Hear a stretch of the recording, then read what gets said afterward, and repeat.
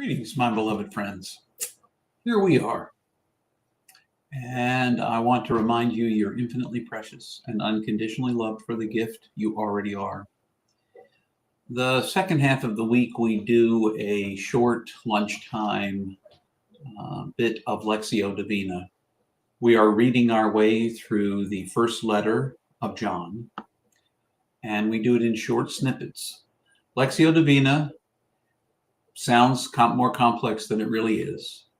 What we do is we listen to the scripture text. We listen with the ears of our heart, less focused on our mind and picking it apart as to our heart. What is the image? What is the word or the phrase that I hear that calls out to me? And perhaps it's a recognition that in the midst of it all, God is speaking. So I will read the text aloud. Normally, I have a pre-recorded text and we listen to it. Today, I will read the text aloud. After I have read the text aloud, we'll have a brief moment for you to reflect. At that point, if you want to pause the video, I encourage you to do it, just to provide your own time for reflection. But after a bit of a pause, I will say what I heard in the text. This is less of an intense Bible study where we pick apart what the words and what the words mean, and instead anticipate that Spirit will speak to us in those moments. So we pick up today with the reading from 1 John chapter 2, and we are looking today at verses 1 through 6. Now, catch your breath for a moment and bring yourself into this moment. You might want to close your eyes and listen deeply to what the text is saying. Listen and be present, if you will. If you do this on your own, do the exact same thing. I encourage you to read the text out loud, because hearing it, as well as the vibration in your body, helps you receive it more wholly, not just H-O-L-Y, but W-H-O-L-L-Y. Completely. So listen with me as I read to you from the first letter of John, chapter 2. My much loved children, I am writing these things to you so you will not walk a path of broken ways. But if anyone does, we have one who represents us before our Father, the Great Spirit. He is Jesus, the chosen one, who has always done what is right. He paid a great price to set us free from our bad hearts and broken ways, not only for us, but for all people. We can be sure that we truly know him if we follow the teachings of the chosen one. The ones who say, I know the Great Spirit, yet do not follow his teachings are lying, and the truth does not live in them. But for those who walk in his message, God's love has found its true meaning and purpose.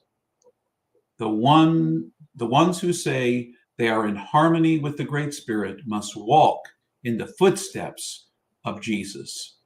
This is how we know we are living in harmony with him.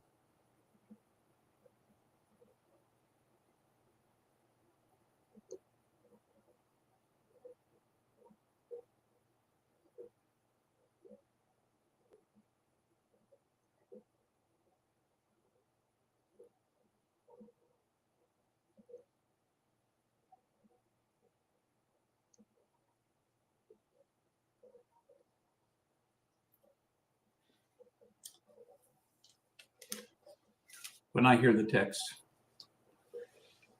it's clear to me that faith is not something I feel just in my heart or think with my head. It's not a set of truths that I say yes to. What I heard this was that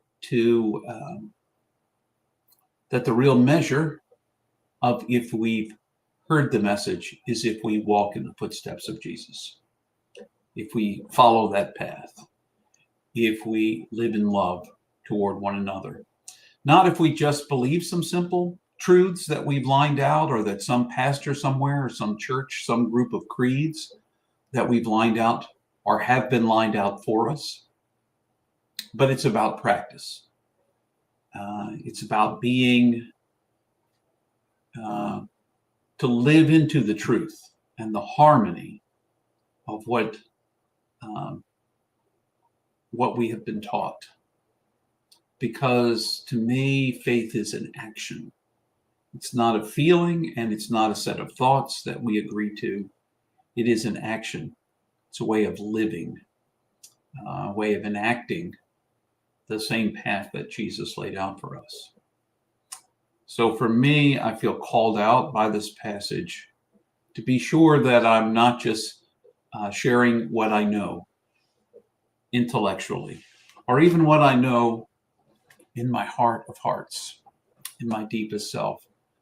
But if what I know in my deepest self, what I know in my heart of hearts, what I know in my mind becomes real in the way that my hands work, in the things that I say, and in the way I listen to the voices of others. That seems to be the path of Jesus that I see reflected in him.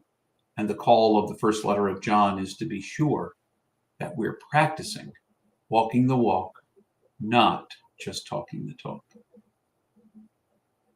I'm pretty good at talking the talk, and I hope that I'm learning to walk the walk more closely every day. That would be the message I heard from it. I don't know what you might have heard. You can replay this message. You can replay it and listen to it again and see what it says to you. But that's what I heard in 1 John chapter 2.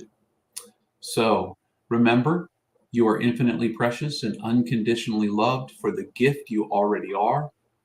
And go until the next time we see one another next week. All the best to you.